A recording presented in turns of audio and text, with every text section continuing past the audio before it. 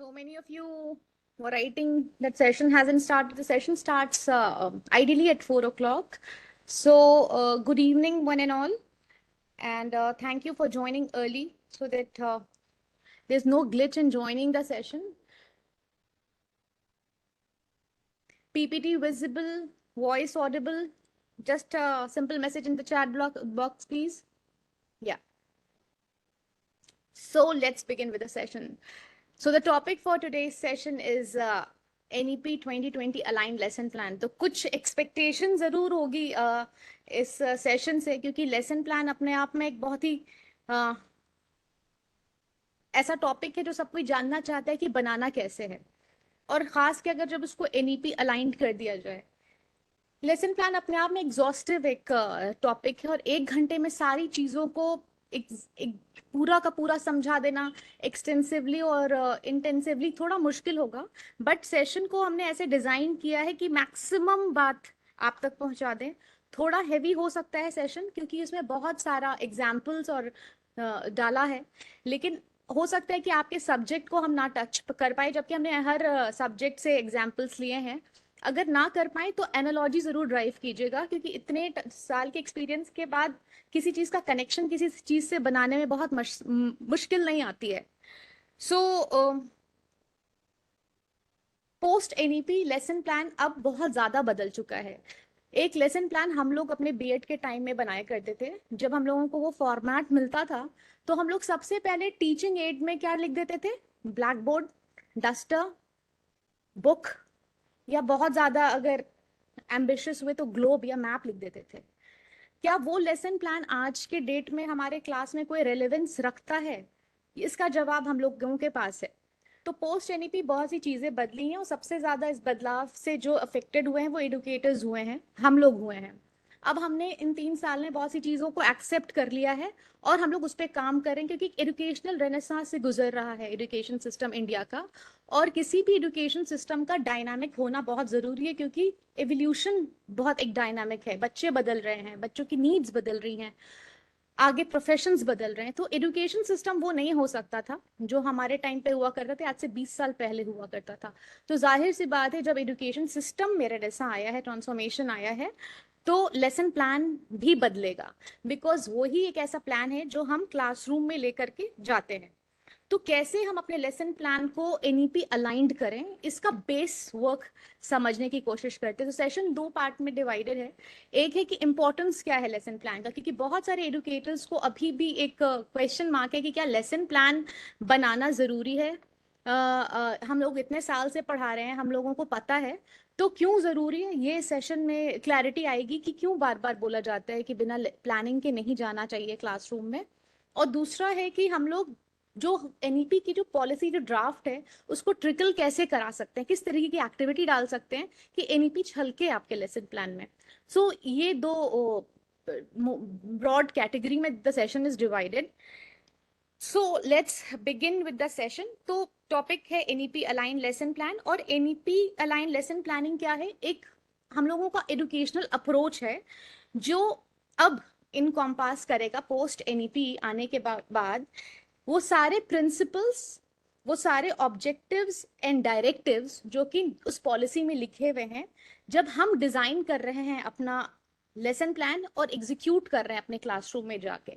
अब lesson plan अगर आपका ऐसा है जिसमें एनईपी की बोली हुई कोई बात नहीं है, तो हम उसको एनईपी अलाइंड नहीं मानेंगे। फिर हम वो एजुकेशनल अप्रोच को अपने क्लासरूम में नहीं दिखा रहे हैं। Again, having said all these things, it's not very tough for educators to do it. हम लोग ये पहले भी बहुत बार कर रहे थे, बट हमको बहुत सारी चीज स्ट्रक्चर में नहीं पता थी, उनके टर्मिनोलॉजी नहीं पता थी, उसके लिए एक्टिविटी नहीं पता थी। बट हम लोग काफी चीजें एनईपी के आने के पहले भी ऑर्गेनिकली अपने आप से कर रहे थे। सो एनईपी 2020 गवर्नमेंट ऑफ इंडिया ने इंट्रोड्यूस किया था, क्योंकि एजुकेशन को ट्रांसफॉर्मेशन की जरूरत थी, और एक ऐसा एजुकेशनल अप्रोच एनईपी लेकर के आया है जिसमें बच्चे के संपूर्ण विकास के ऊपर ध्यान दिया जा रहा है। When I took the last session, it was on understanding holistic development, क्योंकि एनईपी जहां आप सुनेंगे तुरंत में आप होलिस्टिक डेवलपमेंट सुन लेंगे। तो in the last session I tried to decode holistic development. So एक एजुकेशनल अप्रोच एनईपी ऐसी लेकर के आई है जो कि होलिस्टिक हो, फ्लेक्सिबल हो, जबरदस्ती बच्चे के साथ ना हो। जिस चीज में बच्चे का इंटेलेक्ट नहीं है, एबिलिटी नहीं है, पोटेंसी नहीं है, उसमें पुश ना किया जाए। थोड़ा फ्लेक्सिबल अप्रोच है। जैसे कि आप देख रहे हैं बोर्ड्स 2 बार होगा, बहुत सारी चीजें हैं जिसमें बच्चे को स्ट्रेस फ्री करने की कोशिश की गई है। दूसरा, मल्टी डिसिप्लिनरी, इसका एग्जाम्पल हम लोग बाद में डील करेंगे। अभी बस ये समझना है कि पॉलिसी की क्या क्या डायरेक्टिव्स हैं, ऑब्जेक्टिव्स हैं जो हमें लेसन प्लान में छलकाना है। और एक गेयर्ड हो इस तरीके से हम लोगों का एजुकेशनल अप्रोच, क्योंकि हम आज 21st सेंचुरी के बच्चों के साथ डील कर रहे हैं। और 21st सेंचुरी का बच्चा is very different from what we have seen in our times when we were young students. क्यों? क्योंकि वो डिजिटल नेटिव है। Mobile, internet, social media, phone के साथ कितना कंफर्टेबल होना है, ये वो ले करके आए हैं सिस्टम में। उनको बहुत अच्छे से पता है कि इंटरनेट से इंफॉर्मेशन कैसे निकाली जाती है, मोबाइल कैसे काम करता है, इंटरनेट की दुनिया क्या है। दे आर वेल इक्विप्ड और बहुत ऑर्गेनिक वे में। अगर आप किसी एक टीचर ने किसी से पूछा कि पेरेंट को बोला कि आप बच्चे का मोबाइल डेटा कर ऑफ करके उसको दीजिएगा खेलने के लिए, तो वो ऑन नहीं कर पाएगा, यूट्यूब नहीं देख पाएगा। ये सोचिए कितनी फनी बात है कि आज का बच्चा जो है वो अगर 2-3 साल का भी है तो उसको मोबाइल डेटा ऑन करना उसके लिए बाएं हाथ का भी खेल नहीं है। तो we are dealing with digital natives and at the same time we are digital immigrants। अगर हमें कुछ सीखना होता है तो हम अपने से छोटे बच्चे से जाके सीख सकते हैं। तो जहां हम लोग खुद सीख रहे हैं किसी से, तो ऑब्वियसली हम लोग they are very much updated technologically. और बिल्कुल टफ है उन लोगों के साथ इस डिजिटल वर्ल्ड में कॉम्पीट करना। Then the second point is कि हमारे जो बच्चे हैं वो एक इंफॉर्मेशन रिच एनवायरनमेंट में रह रहे हैं।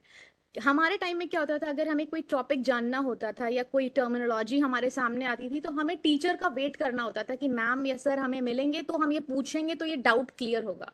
आज के टाइम पे ऐसा नहीं है। अगर बच्चे को कोई टॉपिक पे एम्बिग्विटी है या डाउट है तो उसके पास इंटरनेट है, उसके पास बहुत सारे सोर्सेज हैं जिसमें वो आपसे ज्यादा इंफॉर्मेशन ले सकता है। बट अगेन हमारा रोल इसमें क्या है कि हमें एज अप्रोप्रिएट, क्लास अप्रोप्रिएट उसको नॉलेज देनी है। फैसिलिटेटर का काम ज्यादा बढ़ा है।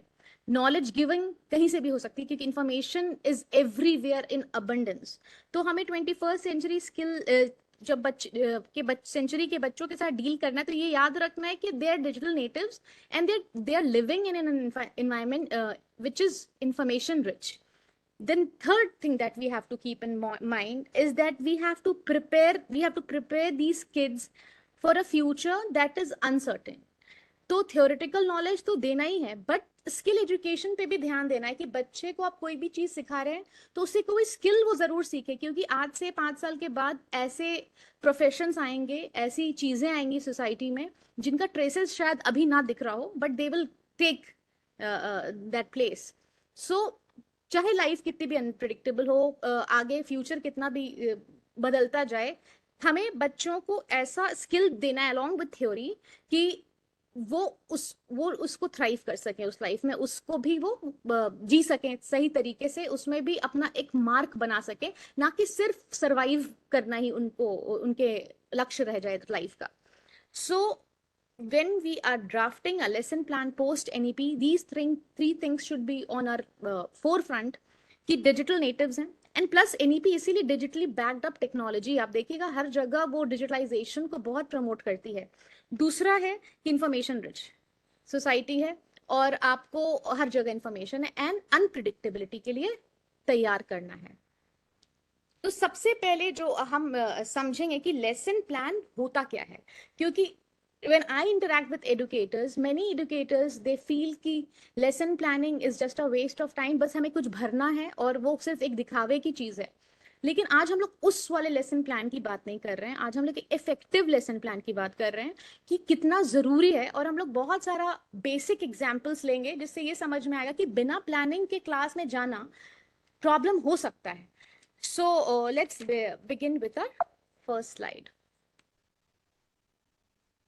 ओके, सो इतना इंपॉर्टेंट क्यों है कि लेसन प्लान हम लोगों से हर जगह पूछा जाता है if you are here in the education industry.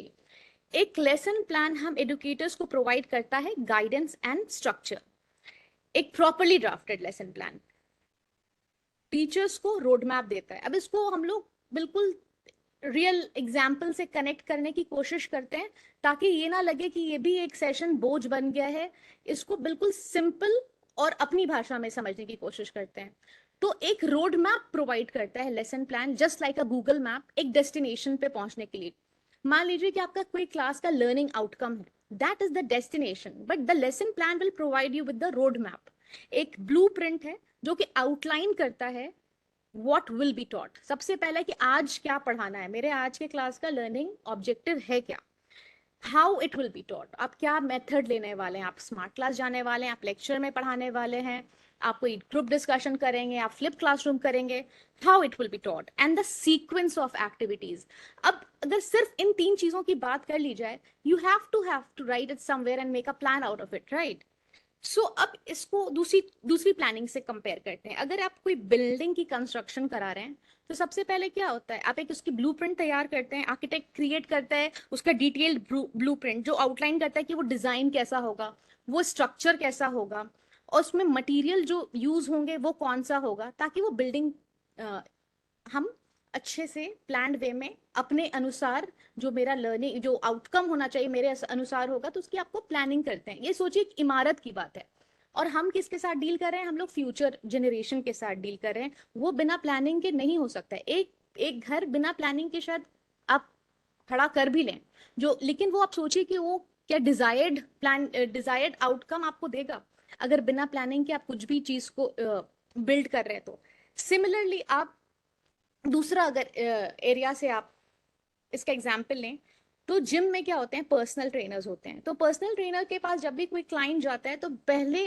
Trainer क्या जानना चाहता है कि अब वो ये जो क्लाइंट आया है इसका गोल क्या है, ये वेट घटाने आया है या वेट बढ़ाने आया है। जब वो ये समझ जाता है, उस हिसाब से वो आपके लिए एक्सरसाइजेस डिजाइन करता है, आपके रेपिटेशंस जिसको रेप्स कहते हैं वो डिजाइन करता है। फिर एक प्रोग्रेस ट्रैकिंग मेथड बनाता है कि 2 हफ्ते में आपने कितना वजन लूज किया, आपने क्या खाया, आपने क्या पिया, सब कुछ वो बनाता है। दिस इज अगेन बॉडी से रिलेटेड, एक इंसान के लिए उसकी भी planning. Likewise teachers develop lesson plan that outlines learning objective, कि मेरे आज के इस 40 मिनट के सेशन का ऑब्जेक्टिव क्या है, मेरी एक्टिविटीज क्या क्या होंगी, हम इन लोगों का जो प्रोग्रेस है कि इन लोगों ने कैसे मेरी इंफॉर्मेशन को लिया, उसको कैसे ट्रैक करेंगे, उसके लिए असेसमेंट क्या डिवाइस होगा, whether I take a quick formative assessment जहाँ पे क्विक क्वेश्चंस पूछ लिया, एक दूसरे की पीयर ट्यूटरिंग करा ली, छोटा सा जीडी ले लिया, या आप उसको चाहेंगे कि कुछ दिन के बाद एक स्यूमेटिव असेसमेंट लिया जाए। So lesson plan becomes very very vital. जब हर जगह प्लानिंग हो रही है, तो आप क्लासरूम में बिना प्लान के अगर जाएंगे तो वो डिजायर्ड रिजल्ट नहीं देगा। That's why lesson plan is very very important, जो कि हमें एक स्ट्रक्चर देता है। तो लेसन प्लान एक स्ट्रक्चर्ड अप्रोच है, एक ढांचे की तरह है, जो कि प्रोवाइड करता है कि कंटेंट क्या डिलीवर करना है, what exactly I need to deliver, जो कि इंश्योर करता है कि इंस्ट्रक्शनल जो टाइम है, क्योंकि टाइम भी लिमिटेड है, आपके पीरियड्स भी लिमिटेड है, वो इफेक्टिवली कैसे यूज हो। सो एक ढांचा प्रोवाइड करना, उसके अंदर मटेरियल क्या यूज होगा वो बताता है, तो आपकी पूरी वो गाइडेंस और एक स्ट्रक्चर रिपोर्ट आपके सामने होती है आपके लेसन प्लान के फॉर्म में। Now the second point is alignment with curriculum standard. This is very important, ये हम लोग ध्यान में नहीं रखते हैं बहुत बार लेसन प्लान करने के टाइम पे। I will explain this to you. हम लोग सब सीबीएसई एफिलिएटेड स्कूल्स के पार्ट हैं, और सीबीएसई हमारी एजुकेशनल अथॉरिटी है, और जितने भी सीबीएसई स्कूल्स होते हैं वो गाइडलाइंस में चलते हैं सीबीएसई के। तो जब हम सीबीएसई के गाइडलाइंस में चलते हैं, तो हमें इंश्योर करना है कि जो इंस्ट्रक्शनल ऑब्जेक्टिव है, या फिर आप इसको लर्निंग ऑब्जेक्टिव भी कह सकते हैं, वो अलाइंड है करिकुलम स्टैंडर्ड से। ऐसा नहीं है कि क्लास 9th में मैथ्स का जो सिलेबस है वो आप अपने मन से कुछ भी पढ़ा रहे हैं। That should be in alignment with CBSE. कुछ भी आप रेफरेंस बुक ले रहे हैं, ये आपको देखना पड़ेगा कि वो एजुकेशनल अथॉरिटीज उस चीज को अलाउ कर भी रही हैं कि नहीं, क्योंकि हम लोग अपनी पर्सनल आइडियोलॉजी के हिसाब से बच्चे को कोई भी चीज नहीं पढ़ा सकते हैं। सो एक लेसन प्लान क्या इंश्योर करता है कि जो इंस्ट्रक्शनल ऑब्जेक्टिव है वो अलाइन होता है with curriculum standards, and learning जो गोल्स है कि एंड में बच्चा क्या सीखेगा, वो सीबीएसई के द्वारा डिसाइडेड हो। सीबीएसई इंश्योर करता है कि टीचर जो है वो कवर करे नेसेसरी कंटेंट, जो भी उस क्लास के लिए या उस एज अप्रोप्रिएट जो इंफॉर्मेशन है, वो नेसेसरी कंटेंट और स्किल जो है वो बच्चा हासिल कर ले according to the academic expectation set up by CBSE, क्योंकि वही हमारा एजुकेशनल अथॉरिटी है। तो आपकी जो आपने जो लेसन प्लान में जो चीज लिखी है वो आपको इंश्योर करना है कि वो जो बुक्स हैं वो सीबीएसई के करिकुलम स्टैंडर्ड से मैच करती हैं, हम लोगों की जो एजुकेशनल अथॉरिटी है उसके साथ वो अलाइनमेंट में है। Correct, this is a very very small point but this is a very vital point. Then differentiation and adaptation. अब क्या होता है, हर क्लास में हर तरीके के बच्चे होते हैं, डाइवर्स नीड्स होती हैं उनकी। हम लोग अब तक बहुत बार सुन चुके हैं वैक के बारे में कि कुछ बच्चे विजुअल होते हैं, ऑडिटरी होते हैं, काइनेस्थेटिक होते हैं, ये पुरानी बात हो गई। अब हम लोग एक और चीज के ऊपर बात करते हैं कि मल्टीपल इंटेलिजेंस होता है बच्चे को। हो सकता है कि हर बच्चा एक पैमाने पे ना तौला जाए, किसी के पास कोई लिंग्विस्टिकली बहुत ज्यादा इंटेलिजेंट हो, हम लोग, और we are not that wise enough to identify कि हर बच्चे में कौन सा वाला इंटेलिजेंस है। कोई लॉजिकली या मैथमेटिकली बहुत साउंड होता है, स्पेशियल उनके अंदर इंटेलिजेंस होता है, बॉडली काइनेस्थेटिक होता है, नेचुरलिस्टिक होता है। So when we draft a lesson plan we have to take in, in consideration the needs of diverse learners, not only the needs but the ability and potential also। आपका जो आप जब lesson plan बनाते हैं तो आप एक बार अपने बच्चों को याद जरूर करें कि मेरे बच्चे जो क्लास में जो ये लेसन प्लान है, क्या इससे मेरा सारे बच्चे, मैक्सिमम बच्चे लर्निंग ऑब्जेक्टिव अटेन कर पाएंगे कि नहीं।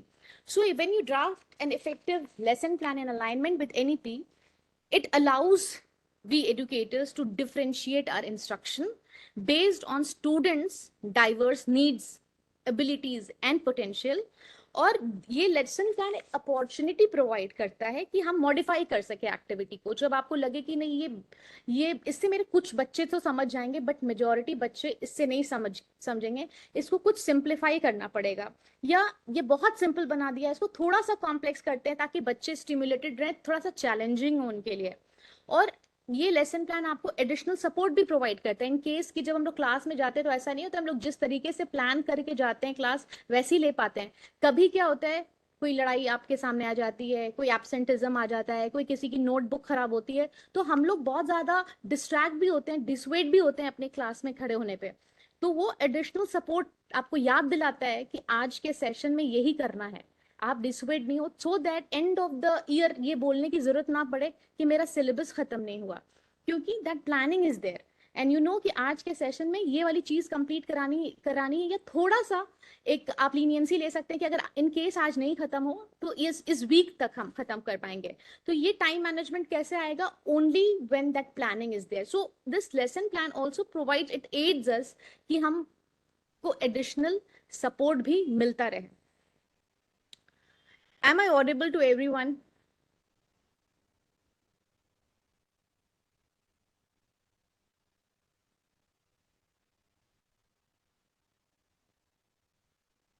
Yeah, I'm audible to maximum people. Those who are having a problem with my voice, just check your network, please. Okay, so this, और हमें जब हम लेसन प्लान बनाते हैं तो आई सेड कि हम लोग मॉडिफिकेशन कर सकते हैं, उसको कॉम्प्लेक्स बना सकते हैं, उसको थोड़ा सिंपल बना सकते हैं, उसको थोड़ा स्लो डाउन कर सकते हैं, या आपको लगे कि बहुत स्लो डाउन किया हुआ है तो फास्ट कर सकते हैं। एडिशनल सपोर्ट हमें प्रोवाइड करते हैं इन केस हम भूल जाएं किसी और वजह से। और हमें इनरिचमेंट एक्टिविटीज भी डिजाइन करने का मौका मिलता है कि हमने जो बेसिक नॉलेज जो थी, जो जो बुक्स है वो तो आज बच्चे को हमने डिकोड कर दी, अब let's enrich, let's give some extra additional knowledge to them. तो वो इनरिचमेंट की गुंजाइश बचती है कि नहीं बचती है, ये भी वो लेसन प्लान आपको बताता है, ताकि आप हर इंडिविजुअल के लर्निंग स्टाइल्स एंड लेवल्स के हिसाब से अपना लेसन प्लान को केटर कर सकें। अब मान लीजिए कि आप एक सीनियर क्लास की हिस्ट्री क्लास में वर्ल्ड वॉर 2 पढ़ा रहे हैं, I will try to take examples from all subjects, but in case I do not, then connect कर लीजिएगा दूसरे से, एनालॉजी अपनी डिराइव कर लीजिएगा। तो एक सीनियर क्लास में मान लीजिए कि वर्ल्ड वॉर 2 के ऊपर पढ़ाई चल रही है, तो लेसन प्लान जो है वो वैरायटी ऑफ ऑप्शंस लेगा, क्योंकि हम बात क्या चीज कर रहे हैं, थर्ड पॉइंट की डिफरेंशिएशन एंड अडैप्टेशन को समझने के लिए एग्जाम्पल दिया गया है कि हर डाइवर्स लर्नर अगर आपके क्लास में है, तो हम अगर वर्ल्ड वॉर 2 पढ़ा है तो वैरायटी ऑफ असेसमेंट ऑप्शंस आप दीजिए जिसमें डिफरेंट लर्निंग प्रेफरेंस हो, जिससे बच्चा चूज कर सके 3 ऑप्शन में से या तो वो रिसर्च पेपर लिखेगा। आप 3 चीज दे दीजिए कि इन तीनों में से तुम कोई भी चीज ऑप्ट कर सकते हो। ऑटोनॉमी भी थोड़ा बच्चे को मिलती है तो बेटर परफॉर्म करते हैं। You can write a research paper on world war 2 on any topic. Create a दूसरा ऑप्शन है, क्योंकि ये research paper becomes very very theoretical. दूसरा आप दे सकते हैं create a multimedia presentation on this topic, क्योंकि बहुत सारे बच्चे इतना ज्यादा टेक्नोलॉजी को पसंद करते हैं कि हो सकता है कि उनको वर्ल्ड वॉर 2 के ऊपर रिसर्च पेपर लिखने का मन ना हो, लेकिन वो बहुत अच्छा मल्टीमीडिया प्रेजेंटेशन बना सकते हैं। तो बात क्या है कि लर्निंग आउटकम अटेन होना चाहिए। इसी के लिए एनईपी बार बार कह रहा है बी फ्लेक्सिबल, क्योंकि हर बच्चा डिफरेंट है, हर बच्चे का डाइवर्स लर्निंग स्टाइल है। तो हमें बच्चे को अपने स्टाइल में नहीं, बच्चों के स्टाइल में पढ़ाना है, क्योंकि एंड ऑफ द डे हमें रिजल्ट लाना है।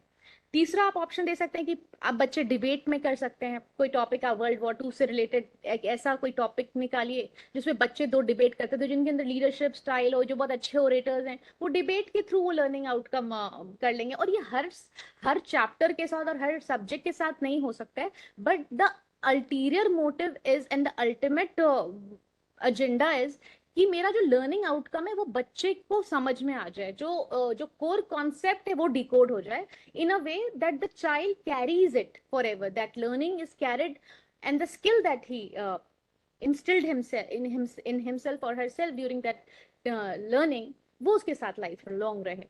तो ये हम लोग करते हैं कि हमने 3 तरीके के ऑप्शन दिए, तो सब पार्टिसिपेट करें, क्योंकि हमारा जो मकसद है वो चंद ब्राइट बच्चों का नहीं है, हमारा है कि मैक्सिमम बच्चों को बेनिफिट मिले। तो हम लोग थोड़ा सा अगर ऑटोनॉमी देते हैं और थोड़ा सा स्टाइल में वेरिएशन लाते हैं तो सबको इनकॉर्पोरेट कर सकते हैं, सबको अकोमोडेट कर सकते हैं और लर्निंग आउटकम मैक्सिमम अटेन कर सकते हैं। Then the most important point is time management, क्योंकि हम एजुकेटर्स का प्रॉब्लम होता है कि हम लोगों को एंड में लगता है कि सिलेबस नहीं खत्म हो रहा है, and this is a rampant problem everywhere, क्योंकि सिलेबस इज समथिंग जिसका प्रेशर होता है कि खत्म करना है, और फिर उसमें लर्निंग आउटकम बहुत ज्यादा कॉम्प्रोमाइज होता है, क्योंकि आउटकम निकल के नहीं आता है। फिर वो होता है कि सिलेबस खत्म करने के लिए हम लोग कर रहे हैं, हम लोग बच्चे के अंदर कुछ चीज इंस्टिल करने की हमारे में सलाहियत इसलिए नहीं होती है क्योंकि everything is done in a hurry just to finish the syllabus. इसीलिए अगर हमने लेसन प्लानिंग की है, या आप सोचिए किसी भी चीज की आप प्लानिंग करते हैं तो एग्जैक्टली आपको पता चल जाता है कि हम लोग स्टैंड कहाँ करते हैं। एक साल का अगर हम सिलेबस डिजाइन करते हैं तो फॉर्मेटिव असेसमेंट में क्या आएगा, स्यूमेटिव में क्या आएगा, हाफ ईयरली में क्या आएगा, हम लोग इस तरीके से डिजाइन करते हैं। और हमें पता है कि हम अगर आज ये 40 मिनट में नहीं खत्म कर पाए तो हमारे पास कुछ टाइम है, we can move, we can push. But अगर हमें कुछ पता ही नहीं है कि हमें करना कि आज के बाद कल क्या करना है, देयर इज नो प्लानिंग, तो फिर ये प्रॉब्लम हम एजुकेटर्स को होती है और बच्चे सबसे ज्यादा इसमें सफर करते हैं। सो टाइम मैनेजमेंट लेसन प्लान जो होता है वो टीचर्स को, हम सबको मदद करता है कि हम अपने क्लास को एफिशिएंटली डिजाइन करें और इंश्योर करें कि जो एसेंशियल कंटेंट है, जो कि उस चैप्टर का जो मेन कॉन्सेप्ट है, एसेंशियल कंटेंट है, वो अलॉटेड टाइम पीरियड में बहुत अच्छी तरीके से कंप्लीट हो जाए। क्योंकि वो जो उसका मेन जिस्ट है वो हमें किसी भी तरह बच्चे को इंटरनलाइज कराना है। और वी हैव टू प्रिवेंट ओवररन्स। ऐसा नहीं हो कि बिकॉज प्लानिंग नहीं है तो पता चला कि जो हमने पहले पढ़ाया था हम उसको फिर रिपीट कर रहे हैं, या फिर जो हमने नहीं पढ़ाया है वो लर्निंग गैप्स क्रिएट हो रहे हैं। तो ओवररन्स भी ना हो और गैप्स भी ना हो और बिल्कुल स्मूथली चले। कॉन्सेप्ट जो कॉम्प्लेक्स हैं उनके ऊपर हम ज्यादा टाइम दें। जो बच्चों को लगता है कि ये सवाल जो है बार बार आता है एग्जाम में बट कॉम्प्लेक्स है, फॉर एग्जाम्पल हम लोग क्या करते हैं कि बहुत बार बच्चे को रटवाने में लग जाते हैं कि ये क्वेश्चन आंसर है इसको रटो, और बट हम लोग कॉम्पिटेंसी बेस्ड आंसर्स कैसा लिखा जाता है, कैसे लिखा जाता है, खुल के कैसे लिखा जाता है, क्योंकि मेन है कि आपको रट के आंसर नहीं देना है, आपने उस कॉन्सेप्ट से जो चीज सीखी है उसको अप्लाई कैसे करना है, उससे जो सीखा है वो रियल वर्ल्ड में कैसे अप्लाई होगा, कॉम्पिटेंसी बेस्ड क्वेश्चंस कैसे आप सॉल्व करेंगे, वो भी बहुत बड़ा एक मुद्दा है। तो आप उन तरीके की चीजों पे ज्यादा ध्यान दें कि जो चीज बच्चे घर में पढ़ सकते हैं वो घर में पढ़ के आए, लेकिन जिस चीज में उनकी आपकी फैसिलिटेशन की जरूरत है, जो कॉम्प्लेक्स इश्यूज हैं जो वो डिकोड नहीं कर पा रहे हैं, वो आप ज्यादा बेहतर तरीके से क्लासरूम में बताएं, कॉम्पिटेंसी बेस्ड क्वेश्चंस उनको ज्यादा से ज्यादा सॉल्व कराएं। तो इससे क्या होगा, ये तभी मुमकिन है जब आपके पास लेसन प्लान हो और आपको समझ आ रहा हो कि कितना टाइम बचा है और हम किस चीज पे ज्यादा टाइम और सिंपल चीज पे कम टाइम दें। And for example, in a maths class on solving equation, अब हम I have taken an example on maths also. तो अगर एक maths class है कि solving equation क्या है, तो जो lesson plan होगा, एक just a simple example, तो लेसन प्लान क्या स्पेसिफाई करेगा कि जो इंट्रोडक्टरी एक्सप्लेनेशन है वो 10 मिनट लेगा, जो गाइडेड प्रैक्टिसेस हैं, जब हम टीचर्स जो है हम लोग गाइड करते हैं एग्जाम्पल्स के साथ, वो 15 मिनट लेगा, इंडिपेंडेंट प्रैक्टिस जो सिर्फ बच्चा करेगा वो 20 मिनट्स लेगा, और एक जो ब्रीफ रिव्यू एंड क्लोजर होगा वो 5 मिनट लेगा। ये हम प्लान कर सकते हैं। ये कभी प्लान के हिसाब से होगा, कभी नहीं होगा। वी हैव टू अंडरस्टैंड कि कितना प्लानिंग आगे पीछे हम लोगों को करनी है, क्योंकि ये एब्सोल्यूट नहीं हो सकता because we are dealing with kids. तो ये प्लानिंग एब्सोल्यूट नहीं होगी, बट आगे पीछे का एडजस्टमेंट आप over the period of time बहुत ही प्रोफेशनल वे में लाइक एन एक्सपर्ट सीख जाते हैं, only when you start doing it. Then the point is resource management. आज हमने बोला कि हम लोग जब पहले लेसन प्लान बनाया करते थे तो सबसे पहले टीचिंग एड में हम लोग क्या लिखते थे, black board, duster and globe and something like that. आपको लगता है कि आज वो टीचिंग या रिसोर्सेज हैं हमारे क्लासरूम में post NEP? Everything has change now. हमारे रिसोर्सेज क्या हैं? Smart class, field trip, lecture, flip classroom, ये सब these are our resources and it has change. एक टीचिंग एड के ऊपर अलग से एक सेशन होना चाहिए कि टीचिंग एड हम लोग कैसे कैसे अप्लाई कर सकते हैं। तो लेसन प्लान इंक्लूड करता है लिस्ट ऑफ मटेरियल, बहुत सारा लिस्ट होता है उसमें कि हम लोग क्लास में क्या क्या लेके जाएंगे, resources and technologies needed for teaching a particular chapter. So ये क्या हेल्प करेगा, अगर हम लेसन प्लान हमें कैसे मदद करेगा रिसोर्स में? हमें प्रिपेयर तो एडवांस में करना होगा। फॉर एग्जाम्पल वेरी सिंपली कि आज एक चैप्टर हमें पढ़ाना है और हमें बच्चों को स्मार्ट क्लास में ले जाना है, तो उसकी तैयारी तो पहले से होगी ना, क्योंकि हमें बच्चे को कम्यूट करने में, स्मार्ट क्लास तक पहुंचाने में, उनको सेटल डाउन कराने में, फिर स्मार्ट क्लास को स्टार्ट करने में, उसमें जो प्रॉपर जो वीडियो है वो दिखाने में, फिर वहां से लाने में, वो जो ट्रांजिशन होगा इधर से उधर, उसमें कितना टाइम जाएगा। सो रिसोर्स मैनेजमेंट में मदद करेगा बिकॉज यू नो कि जाने और आने में कितना टाइम लगेगा, स्टार्ट कितना करने में टाइम लगेगा, और आप उसको सिर्फ 20 मिनट्स ही दिखा पाएंगे। सो ये प्रिपरेशन आपकी कब होगी? Only when that is put there in a paper, ये प्लानिंग की गई हो।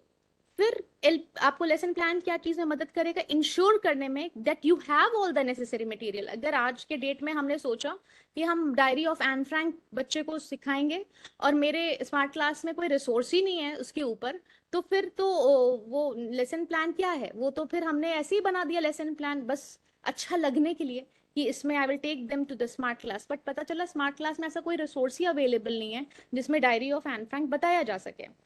And tools to facilitate learning effectively. बहुत सारे टीचर्स हमारे टाइम में टीएलएम लेकर के आते थे क्लासरूम में, बायोलॉजी के क्लास में, तो हमारे लिए वो जादुई पिटारा जैसा होता था कि आज मैम के टीएलएम में क्या चीज होगा। It was like magic. वो उस टाइम ज्यादा रिसोर्सेज नहीं थे, बट टीएलएम ही अपने आप में मैजिक था, क्योंकि हर ये क्यूरियोसिटी बच्चों में होती है कि अगर मैम कोई या सर किसी चीज को बंद करके लाए हैं तो वो जब खोलेंगे तो उसमें से क्या निकलेगा। ये this is based on psychology, जो कि प्री स्कूल में जादुई पिटारा के नाम से बहुत फेमस हुआ है, क्योंकि बच्चे का नेचर बहुत क्यूरियस होता है। वो हर जो बंद चीज है ना पिटारे जैसी, उसमें जानना चाहता है कि उसमें है क्या। आप देखेंगे कि मदर्स जो घर आती हैं काम करके, तो बच्चे सबसे ज्यादा उनकी उनकी फितरत होती है कि बैग में क्या है देखने की, कि शायद कुछ मिल जाए। तो वो उनकी साइकी है। तो उसी के ऊपर जादुई पिटारा आया, उसी के ऊपर टीएलएम है। और तो रिसोर्सेस क्या होता है? मैजिक का काम करते हैं। तो हम लोग ने, आप लोग ने सबने पिज्जा देखा होगा, तो पिज्जा की सबसे इंटरेस्टिंग चीज क्या होती है? उसकी टॉपिंग्स होती है। जितनी रंग बिरंगी होती हैं उतना ही ज्यादा पिज्जा जो होता है वो अवेलेबल होता है, वो अट्रैक्टिव होता है। तो ये जो टीचिंग एड है ना, ये पिज्जा के टॉपिंग के जैसा है। जितना आप उसको कलरफुल बनाएंगे उतना आपके लिए वो अच्छा होगा। I will give you an example, इससे आपको एक चीज समझ और बेहतर तरीके से समझ में आएगी। There is a chapter in class 10th in NCERT, diary of a young girl. तो अगर आप diary of a young girl बच्चे को ऐसे ही पढ़ा रहे हैं, तो वो एक बहुत ही ज्यादा सीरियस टाइप का चैप्टर है, जिसमें एक 13 साल की ज्यूइश लड़की की कहानी है कि कैसे उसको होलोकॉस्ट में डाला गया और कैसे वो जर्मन पुलिस से बच रही है अपनी फैमिली के साथ और एट लास्ट वो पकड़ा जाती है।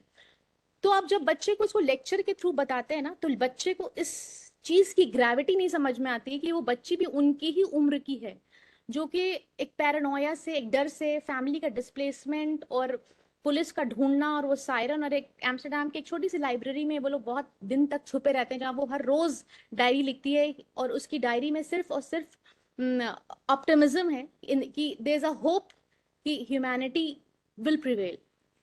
लेकिन 10th का ये बच्चा जो है इस चीज की सीरियसनेस को नहीं समझता है कि ये कितना एक संगीन एक इशू है जो हम लोगों को ये सिलेबस बताना चाह रहा है। But if you take the kids to smart class and show them a movie on diary of an Frank, तो उन लोगों को इससे ना सिर्फ स्टोरी नहीं डिकोड होगी, उनको एन फ्रैंक की बेबसी समझ में आएगी, मजबूरी समझ में आएगी, ऑटोक्रेसी क्या होती है ये समझ में आएगी, डर समझ में आएगा।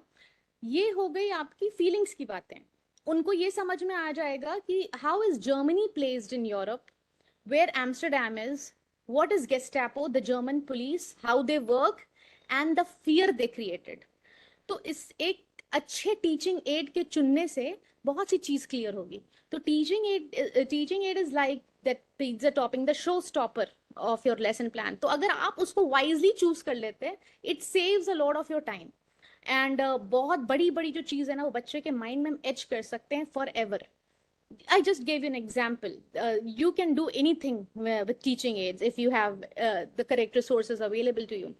Then the next point is continuity and consistency.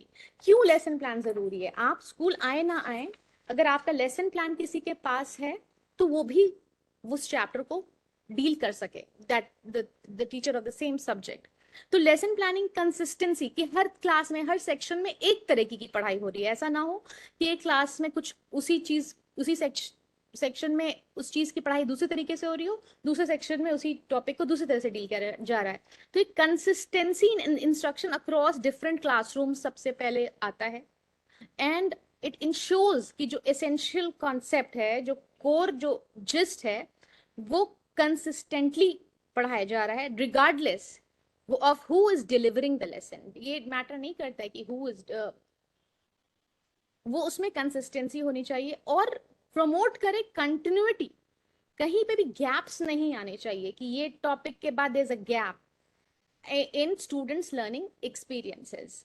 For example, अगर एक बायो की क्लास है, I am trying to take an example from science, अगर एक बायो की क्लास है और एक सीरीज ऑफ लेसन्स चल रहा है ऑन सेल स्ट्रक्चर, तो हमें जो बेसिक जो कॉन्सेप्ट है वो पहले पढ़ाना है, जैसे कि सेल ऑर्गेनेल्स के बारे में वो हम लोग पहले पढ़ाएंगे। फिर हम लोग प्रोग्रेस करेंगे to more advance topics like cell division. तो ये जो सिक्वेंशियल जो प्रोग्रेशन होता है, जो अप्रोच होती है, वो इंश्योर करती है कि student develop a thorough understanding of the subject matter over time. ऐसा नहीं हो जाए कि जो कॉम्प्लेक्स टॉपिक है या जो बाद में आने वाला टॉपिक है वो पहले पढ़ा दिया जाए, और जो जस्ट अ सेकेंड, हाँ, वो पहले पढ़ा दिया जाए और जो बच्चे को कॉम्प्लेक्स लग रहा है वो पहले पढ़ा दिया जाए, सिंपल वाली चीज बाद में रख दी जाए। ये तभी मुमकिन है जब हम प्लानिंग करेंगे। नहीं तो हम तो टीचर्स हैं, हमारा तो नॉलेज बहुत ज्यादा है, लेकिन बच्चे के लिए एज अप्रोप्रिएट सीक्वेंसिंग क्या होगी ये हम तभी कर पाएंगे जब वी प्लान इट। तो इसी के लिए lesson plan is again very very important to avoid gaps, learning gaps ना हो जाए किसी दो टॉपिक के बीच में। जहाँ ब्रिज है वो ब्रिज ऐसा ना हो कि मिस हो जाए, कंटिन्यूटी रहे, ओवररन्स ना हो, और कंसिस्टेंट रहे अक्रॉस ऑल क्लासेस। सो बिल्कुल लॉजिकल प्रोग्रेशन और सीक्वेंसिंग जो होगी वो हमें ध्यान में रखनी है। That is another importance of lesson plan. Now reflection and improvement. So after teaching a lesson, teacher can reflect on its effectiveness. अब ये lesson plan में कहीं लिखने की जरूरत नहीं है, बट हमें रिफ्लेक्ट जरूर करना है। अब जैसे कि एक एग्जाम्पल बड़ा छोटा सा, कि सोलर सिस्टम का एक चैप्टर था और तो बच्चे को सब कुछ समझा दिया गया। अचानक बच्चे ने पूछा कि ma'am but why has Pluto been dropped from being a planet. तो ये रिफ्लेक्ट करना होगा कि हमें बच्चे को, हमने ऐसा क्यों नहीं किया कि लेसन प्लान में एक दो एडिशनल इंफॉर्मेशन भी रखी, क्योंकि आज का बच्चा एज आई सेड कि इंफॉर्मेशन रिच एनवायरनमेंट में पल रहा है, बढ़ रहा है, उसको बुक के अलावा नॉलेज की हंगर है, आदत हो गई है। तो we have to make sure कि जो भी हम चैप्टर पढ़ रहे हैं उसे कुछ ट्रिविया जरूर लेकर के जाएं, या तो हम क्लास जो आइस ब्रेकिंग करें वो एक ट्रिविया से करें, या एंड में बच्चे को एक एडिशनल डोपामीन रश जरूर दे दें, क्योंकि बच्चा हमारा जो है ना आजकल डोपामीन रश रश का एडिक्ट है। तो ये रिफ्लेक्शन का पॉइंट बन सकता है। Just a very simple example, बहुत बार हम एक्सपेक्ट करते हैं कि ये वाला टॉपिक बहुत लंबा टाइम लेगा, ये तो बहुत कॉम्प्लेक्स है, लेकिन बच्चे अचानक से सेल थ्रू कर जाते हैं, ब्रीज थ्रू कर जाते हैं उस इंफॉर्मेशन को। बहुत बार हम सोचते हैं कि ये तो बड़ा ही इजी है, इसमें तो कोई प्रॉब्लम नहीं आएगी, और बच्चे उसमें टाइम बहुत ज्यादा ले लेते हैं। तो टीचर के लिए रिफ्लेक्शन बहुत इंपॉर्टेंट होता है आफ्टर कि what worked well, what needs improvement, and make those adjustment in the future instruction. ये आपको समझ में आ जाता है एक साल में कि मेरी क्लास बड़ी स्टिमुलेटेड है, इसको डोपामिन रश तो जरूर चाहिए, तो let's end the class with a trivia. And when you do a trivia in the classroom, आप क्या एक्चुअली उसको देते हैं, आप इन्फॉर्मेशन तो उसको दे ही चुके हैं, आप उसके अंदर ऐसा बीज डालते हैं इन्फॉर्मेशन का, एक ऐसा फर्दर इन्फॉर्मेशन का, कि अब वो घर जाके उस ट्रिविया के पीछे कुछ रिसर्च करेगा, उस रिसर्च से वो दूसरे इन्फॉर्मेशन पे जाएगा। You make them a life long learner. So that is one example कि हम लोग रिफ्लेक्शन किस तरीके से करते हैं। और ये एक वैल्यूबल टूल है, और क्या है, ये हमारे लिए एक वेपन है for professional growth and continuous improvement, कि what worked, what needs improvement, and where did I aced it, कि ये जो हमने सोचा था कि अगर इस तरीके से अगर हम पढ़ाएंगे तो मैक्सिमम बच्चों को समझ में आ जाएगा, they will be able to apply it in the project and they come up with beautiful projects. And तो आपको लगता है कि this worked and this should be repeated again. तो ये this can only be done when we have a plan in hand and in mind. ये बस वो वाला लेसन प्लान नहीं है जो भरना होता है, ये वो प्लान होता है जिससे हमें पूरे जनरेशन को चलाना है और एक चेंज लाना है, एजुकेशनल रेनेसांस लाना है। Now the second part is ki how to draft a lesson plan in alignment with the guidelines of the national education policy, जिसमें हम कोशिश करेंगे कि उसके जो की प्रिंसिपल्स हैं एंड प्रायोरिटीज जो हैं वो हम इनकॉर्पोरेट कर पाए।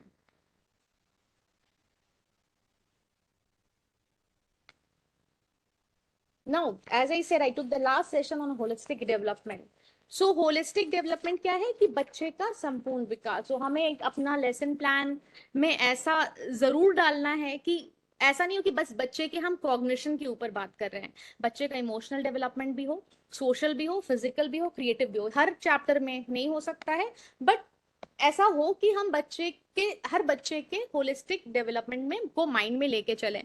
Very simple example I will give you कि अगर आप चैप्टर पढ़ा रहे हैं एक्सप्लोरिंग प्लांट ग्रोथ, तो इसमें क्या होलिस्टिक अप्रोच हो सकती है। तो कॉग्निटिव क्या हुई कि जो बच्चे हैं वो समझेंगे कि स्टेजेस क्या है प्लांट ग्रोथ की और क्या इन फैक्टर्स है जो उसको इन्फ्लुएंस करते हैं।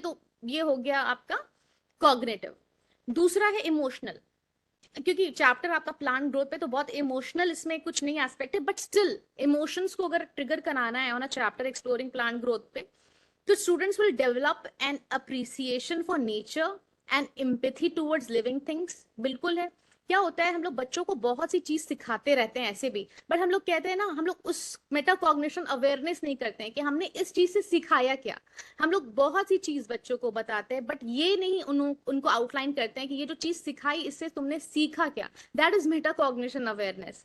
देन सोशल, इससे क्या हो सकता है development, students will collaborate in group activities and share their findings with classmates। इससे क्या हुआ, आपने पढ़ाया तो है प्लांट ग्रोथ पे, बट आपने एक उनको ग्रुप एक्टिविटी करा दी, तो ग्रुप एक्टिविटी से क्या हुआ, उनका सोशल डेवलपमेंट भी हुआ, पढ़ा उन्होंने साथ में प्लांट के बारे में, कॉग्निशन उनका उसी पे डेवलप हुआ, but through an activity which also promoted social development। देन फिजिकल अगर हम बच्चे का देखें तो students will engage in hands on activity like planting seeds and observing plant growth. Creative होंगे उससे जो बच्चे होंगे वो एक्सप्रेस कर पाएंगे their understanding of plant growth through art या स्टोरी टेलिंग के थ्रू। आप उसको बताइए कि तुमने जो प्लांट ग्रोथ देखा दैट इज अ साइंस का थिंग, बट इसको एक स्टोरी टेलिंग के एक इसके ऊपर कविता लिख दो, क्या हो गया, आपने उसमें आर्ट इंटीग्रेशन भी कर दिया। तो आप you can collaborate things just to make it holistic. Then promote multi disciplinary learning. Multi disciplinary learning में क्या है, बड़ा सिंपल सा एग्जाम्पल है, अगर यहाँ पे 10th के टीचर्स होंगे तो समझेंगे। अब वर्ल्ड वॉर 2 एक टॉपिक है हिस्ट्री का, ठीक है, वर्ल्ड वॉर 2 सब जानते हैं, मगर एक एनसीईआरटी की बुक में एक चैप्टर जिसका एग्जाम्पल हमने पहले भी लिया, डायरी ऑफ यंग गर्ल, जो कि एन फ्रैंक की कहानी है। अब डायरी ऑफ यंग गर्ल जो है वो लिटरेचर का एक चैप्टर है, और वर्ल्ड वॉर 2 जो है हिस्ट्री का चैप्टर है। बट हम लोग क्या कर सकते हैं, इन दोनों को अमेलगेमेट करके कोई चीज डिजाइन कर सकते हैं, कुछ ऐसी चीज बना सकते हैं जिससे हिस्ट्री वाला चीज भी क्लियर हो जाए और लिटरेचर वाली भी चीज। ये पहले नहीं था, हमारे टाइम पे ये सारी चीजें नहीं थी। हम लोग अगर सन के ऊपर कोई पोयम है और सन के ऊपर कोई साइंस की क्लास में फैक्ट्स है, अगर उसको इमेलगेमेट करने की कोशिश करते तो हमारे मार्क्स कट जाते या डांट पड़ जाती। मगर एनईपी कह रहा है कि कोई भी चीज को आप आइसोलेशन में ना पढ़ें, सब चीज को होलिस्टिकली मल्टी डिसिप्लिनरी अप्रोच बना के पढ़ें। तो अब डायरी ऑफ एन फ्रैंक जो है, यंग गर्ल है, वो एक डीपली इंटरट्वाइंड है with the historical context of world war 2। तो इसके ऊपर हम कितनी सारी एक्टिविटी बता सकते हैं जो कि हिस्ट्री भी आउटलाइन करेगा और लिटरेचर भी आउटलाइन करेगा। Second, then there a chapter Nelson Mandela long walk to freedom. ये भी 10th का ही आई थिंक चैप्टर है, और इसमें क्या है, हिस्ट्री ऑफ साउथ अफ्रीका है, रेसिज्म है, एसएसटी है। तो क्या है, एसएसटी भी है इसमें, सोशल साइंस भी है, रेसिज्म है, सिविक्स भी है, और इसमें लिटरेचर भी है। तो यू डिजाइन समथिंग जो ये तीनों चीज को कवर करे, तो बच्चे को क्या होगा, एक कंप्लीट एब्सोल्यूट नॉलेज होगा। वो ये नहीं सोचेगा कि नेल्सन मंडेला कोई लिटरेचर से रिलेटेड चीज है, because he is a historical figure, वही उनकी स्टोरी लिटरेचर में ली गई है। तो ये तो मल्टी डिसिप्लिनरी एक अप्रोच है रेसिज्म सिविक्स में। तो इसके ऊपर आप एक प्रोजेक्ट बनाइए जिसमें तीनों चीज को कंपाइल किया जाए, और बहुत अच्छा इससे उनको रिजल्ट आएगा, and you make it multi disciplinary, और ये आपके लेसन प्लान को बहुत ज्यादा ब्यूटिफाई करेगा, एनईपी अलाइंड बनाएगा। Then there is experiential learning. ये तो बहुत बार हम लोगों ने सुना है कि एक्सपीरियंशियल लर्निंग। अब एक्सपीरियंशियल लर्निंग की जरूरत नहीं है कि आप हमेशा स्कूल के बाहर कोई एक्सकर्शन पे जाएं। मेक इट हैंड्स ऑन, कि बच्चा जब तक खुद से एक्सपीरियंस नहीं करता है तो वो जल्दी नहीं सीखता है। अगर एक्सपीरियंस कर लेता है तो उसकी लर्निंग बेहतर होती है, जिसमें वो रियल वर्ल्ड एक्सपीरियंसेस करता है, या एक्सपेरिमेंट करता है, या प्रोजेक्ट बनाता है, या फील्ड ट्रिप पे जाता है, या इंक्वायरी बेस्ड लर्निंग करता है, और अपनी प्रॉब्लम सॉल्विंग स्किल्स बढ़ाता है। इसमें बड़ा एक सिंपल जो एक एक्टिविटी हमने कहीं देखी थी होते हुए, that I have put in. Experiential learning is now something that everybody knows how to do it. But इसमें एक एक्टिविटी जो बहुत इंटरेस्टिंग लगी थी कि वो आर्कियोलॉजिकल साइट्स के बारे में बच्चों को पढ़ा रहे थे। अब आर्कियोलॉजिकल साइट अगर बस आप ऐसे ही सुनिएगा तो काफी बोरिंग लगेगा कि बाप रे, archaeological sites appear sounds to be very very boring. तो उसमें क्या था कि एक स्कूल यार्ड को एक आर्कियोलॉजिकल साइट बना दिया गया था, और उसमें बहुत सारे ना आर्टिफैक्ट्स डाल दिए गए, छुपा छुपा के रख दिए गए थे, जैसे कि रिप्लिकाज या एंशियंट कॉइन्स।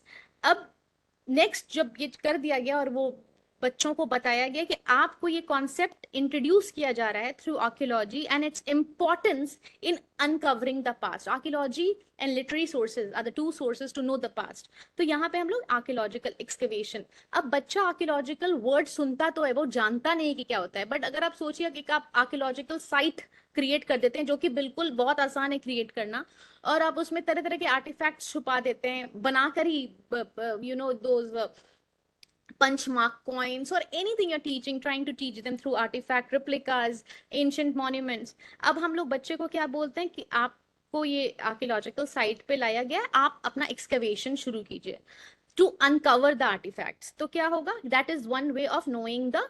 अब इंडस वैली सिविलाइजेशन की तरह ही आप उनको बता सकते हैं कैसे एक्सकवेशन के थ्रू आपने इतने बड़े सिविलाइजेशन को अनकवर किया।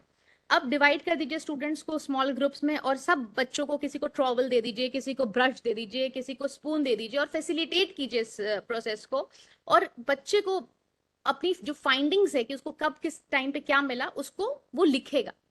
ये बैगलेस डेज पे बिल्कुल कराया जा सकता है, और रिकॉर्ड करे कि किस लोकेशन पे ये आर्टिफैक्ट उसने डिस्कवर किया, इससे क्या होगा कि बच्चे को आइडिया मिलेगा कि कैसे मेथोडिकली काम करना है, कोलैबोरेटली काम करना है, डॉक्यूमेंटेशन कितना ज्यादा इंपॉर्टेंट है, लोकेशन का प्रिसिशन जानना कितना जरूरी है, और एक्सकवेशन टेक्निक्स क्या क्या होती है।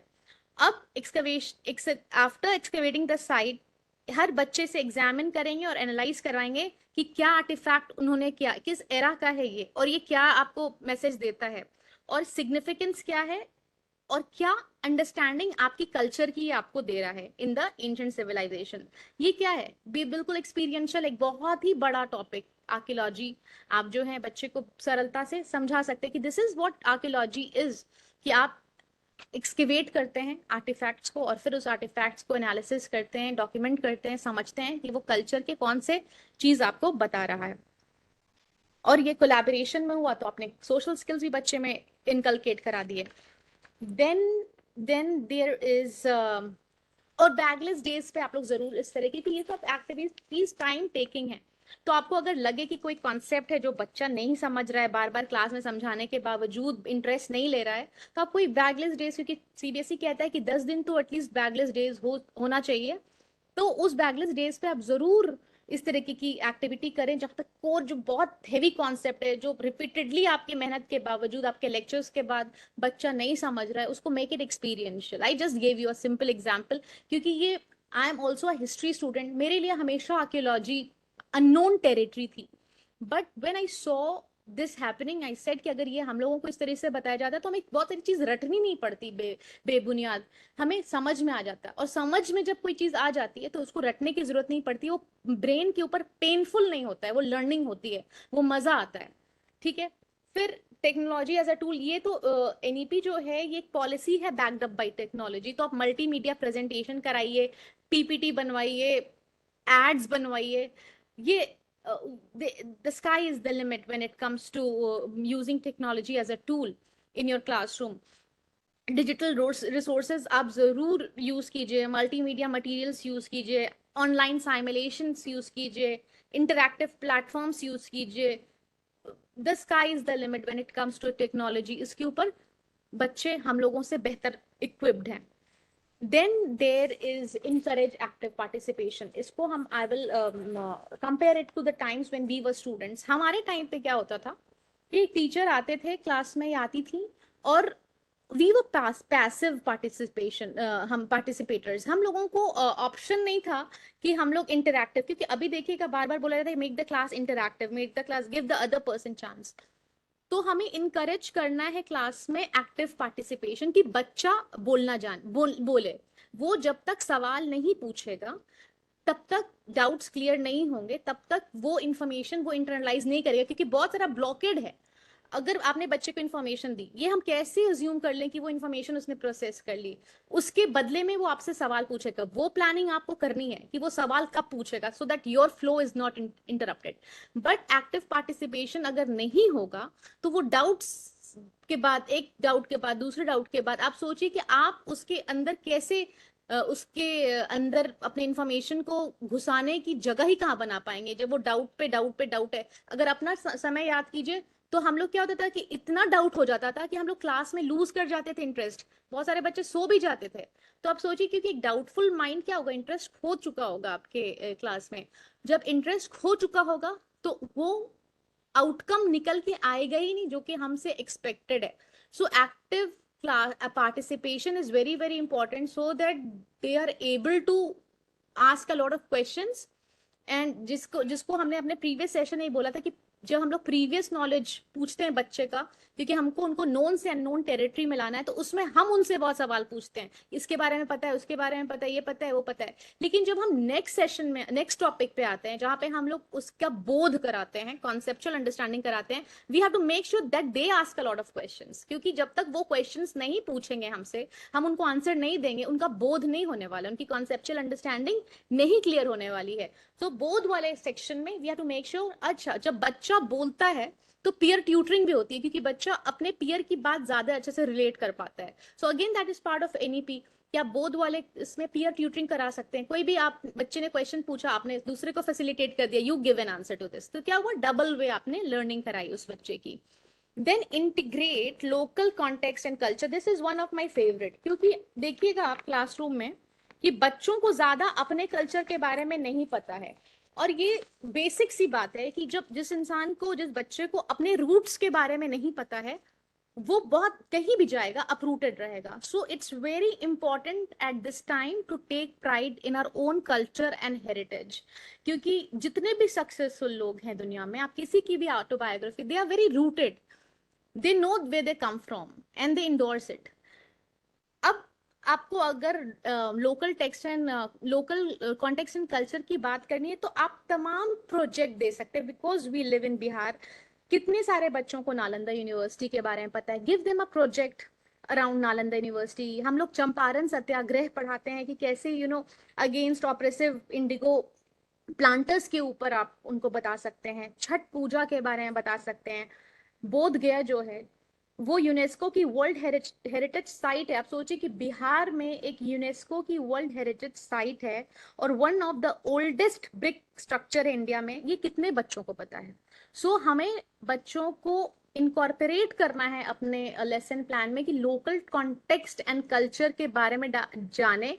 एंड लोकल से पता चलता है कि हमारे इर्द गिर्द, तो बिहार तो खुद बहुत रिच है, लेकिन हम बच्चों को कभी ये बोध नहीं कराते हैं कि हमारे जो खुद की जो हेरिटेज है और कल्चर है वो रिच है। We always look up to somebody else, उस रिचनेस को हम लोग कहीं और ढूंढने की कोशिश करते हैं। तो we have to take our kids to our own genesis. And ये हमें लेसन प्लान में इंश्योर करना है कि किसी भी चैप्टर में, ये आई सेड कि हर चैप्टर में हर चीज जरूरी नहीं कि हो सके, मुमकिन नहीं है, ये सब हाइपोथेटिकल सिचुएशन है। बट अगर आप समर वेकेशन का कोई होमवर्क ही दे रहे हैं, तो आप जरूर उसमें ऐसे दे दीजिए, अपने सोनपुर मेला में क्या होता है उसके कल्चरल हेरिटेज के ऊपर तुम ऐसे लिखो। उसमें क्या होगा, आपने ऐसे भी लिखवा लिया, उसको सोनपुर कैटल फेयर के बारे में बता दिया, which is ours, which is our own genesis. आप तख्त हरमंदिर के ऊपर कोई प्रोजेक्ट बना सकते हैं कि कैसे वो गुरु गोविंद सिंह से दक्कन, हाँ, सिख गुरु से कैसे, तो आप सिख कल्चर के बारे में भी उनको बता रहे हैं, बिहार से वो कैसे रिलेटेड है वो बता रहे हैं। तो अब बच्चे का विस्टा है ना वो ब्रॉडन कर रहे हैं, but local context and culture से भी उसको इनरिच कर रहे हैं। Then foster value based education. हम बच्चे को कितना भी थ्योरी पढ़ा लें, बच्चा कितना भी अच्छा ओरेटर, स्पीकर, पोएट, राइटर बन जाए, बट अगर उसमें बेसिक वैल्यूज नहीं है, तो that child can not go very far. So value-based education has been given utmost importance in NEP, that we have to make good citizens, good human beings, and education will certainly follow. Then encourage life long learning. हमें बच्चों को ऐसे नहीं पढ़ाना है कि वो बोले बस 8th का सिलेबस आज खत्म हुआ, अब दोबारा इस टॉपिक को कभी नहीं पढ़ना है, क्योंकि हम लोग बच्चे को कभी कभी बहुत स्ट्रेस कर देते हैं। So we have to teach them in a way that वो टॉपिक लाइफ लॉन्ग उनको कैरी करें। क्योंकि देखिएगा हमारे साथ भी, हम कितनी सारी हिंदी की जो कविताएं हैं जो हम लोगों ने स्कूल में पढ़ी, जैसे कि मेरा नया बचपन पढ़ी, और हरिवंश राय बच्चन की अग्निपथ पढ़ी, उस टाइम हम लोग ने पढ़ी। लेकिन जब हमारे साथ लाइफ में जब एडवर्सिटी आई या चैलेंजेस आए, तो उस टाइम हरिवंश राय की वो पोएम अग्निपथ समझ में आने लगी। तो क्या हुआ, पढ़ा तो बहुत छोटी उम्र में था, लेकिन उसका एप्लीकेशन याद आया कि अच्छा जो वो पोएम उस टाइम 6th में पढ़ी थी, this is what Agnipath is, this is what life is. तो क्या हुआ, लाइफ लॉन्ग लर्निंग हुई ना, उस नॉलेज को हमने ब्रेन में स्टोर करके रख करके अपनी लाइफ पे उसको अप्लाई किया। मेरा नया बचपन बहुत छोटी उम्र में पढ़ाया गया था, उस टाइम मदरहुड किसी को नहीं पता होगा, लेकिन जब मदरहुड आया तो ये समझ में आया कि मेरा नया बचपन इज व्हाट इट इज। उसका उसका एसेंस तब समझ में आया 20 साल के बाद। तो हमें बच्चों को वो बीज तो डाल देना है कि जब वो लाइफ में उस प्रॉब्लम से सामना करें, तो मेरा टीचर का बताया वो नॉलेज तुरंत वहां पे वो अप्लाई कर दें कि my teacher taught this in class 6, now this is getting applied now. तो लाइफ लर्निंग यही होती है कि हम लोग बच्चे को स्कूल में प्रिपेयर करते हैं फॉर लाइफ। ये जो क्लासरूम है वो क्लासरूम नहीं है, वो एक प्रोटोटाइप है जिंदगी का, जहाँ पे तमाम तरीके के बच्चे होते हैं अलग अलग बैकग्राउंड से। हमें उनके साथ कोलैबोरेट करना पड़ता है, उन्हीं में से दोस्त बनाना पड़ता है, और फिर वही हम लोग एक ओपन फील्ड में बच्चों को दुनिया में छोड़ देते हैं, जहाँ पे अगेन वही चीज होती है, तरह तरह के लोग होते हैं, कुछ दोस्त बनते हैं, कुछ दुश्मन बन जाते हैं. But we should be prepared for life and we have to prepare our children for life. That is what NEP is saying कि हमें बच्चे को अनप्रिडिक्टेबिलिटी के लिए, 21st सेंचुरी के लिए तैयार करना है और इतना स्ट्रांग बनाना है कि वो ग्लोबल प्लेटफॉर्म पे शाइन करें. ग्लोबल प्लेटफॉर्म पे वही शाइन करेगा जो अपने रूट्स को लेकर के बहुत प्राइड फील करता हो, तभी वो ग्लोबल प्लेटफॉर्म पे उस चीज को ला पाएगा. Then the last point is assessment for learning. पहले क्या होता था, असेसमेंट ऑफ लर्निंग, जो बच्चा लर्न किया उसको असेस करेंगे, लेकिन अब क्या है, असेस करना है फॉर लर्निंग. इसको बहुत सिंपली समझिएगा. अगर आप कोई फूल घर में लेकर के आते हैं, नर्सरी में बड़ा खूबसूरत सा फूल खिला रहता है, तो हम लोग बहुत अट्रैक्ट होते हैं कि ये फूल लेके जाएंगे मेरे घर में भी, ये अच्छा लगेगा. बट आप उसको घर लेकर के आते हैं तो क्या होता है कि वो मुरझा जाता है. तो हम लोग क्या करते हैं, उसको पूछते हैं उसके ओनर से कि क्या करना है, पानी कम डालना है, पानी ज्यादा डालना है, धूप में रखना है, छांव में रखना है, तमाम कोशिश करते हैं फूल रखने की. सिमिलरली अगर क्लास में बच्चा कोई है जो सी ला रहा है या बी ला रहा है या नहीं अच्छी राइटिंग है, तो क्या करना है, उसको क्लास से उठा के हम फेंक नहीं सकते. जैसे हमने उस फूल को नहीं फेंका, हमने हर कोशिश की, अगर शायद इस मेथड से नहीं तो उस मेथड से समझ जाए, शायद नेगेटिव रिइंफोर्समेंट से नहीं समझ रहा है, पॉजिटिव से समझ जाए, शायद हमसे नहीं समझ रहा है, किसी और टीचर से समझ जाए, बट वो बच्चा समझ जाए और आपके साथ हार्मनी में आ जाए. क्योंकि we are dealing with a life, we are dealing with the future generation of India. So we cannot evaluate कि you're good for nothing. Those days are gone when evaluation used to happen. We have to assess क्योंकि हर बच्चे में uniqueness है, हर बच्चे में potential है. We should have the eyes, we should have the wisdom and we should have the broad mindedness to understand कि अगर शायद मेरे पास ये wisdom नहीं है इसकी caliber को पहचानने के लिए. Many a times CBSE counselors do help a lot because हम लोग रोजमर्रा के अपने डेडलाइंस को मीट करने में बहुत बार नहीं समझ पाते हैं. देन काउंसलर्स आपको हेल्प करते हैं कि ये बच्चे का ये वाला चीज में ये अच्छा है, इसमें इसको पुश किया जाए, इसका सेल्फ स्टीम को नहीं तोड़ा जाए, क्योंकि इसमें हर बच्चे में यूनिकनेस है, पोटेंसी है. We should be able to nurture them. उनके स्ट्रेंथ्स को हम स्ट्रेंथन करेंगे, ना कि उनकी वीकनेसेस से उनको पुश पुल डाउन करेंगे कि अपना सेल्फ स्टीम खो दें, जिसमें हमेशा I take the example of Taare Zameen पर. So that's the end of my session. See, I was reading the comments all along and मेरा क्योंकि इतना सारा टॉपिक को कवर करना था, I was not able to reciprocate. But thanks a lot for all the nice comments. I read all of them. My chat box is open, and your comments helped me motivate to come up with better sessions. I hope I was of some help and was able to add value to the already existing knowledge of yours. And thanks a lot. Thanks a lot. This is the end of my session.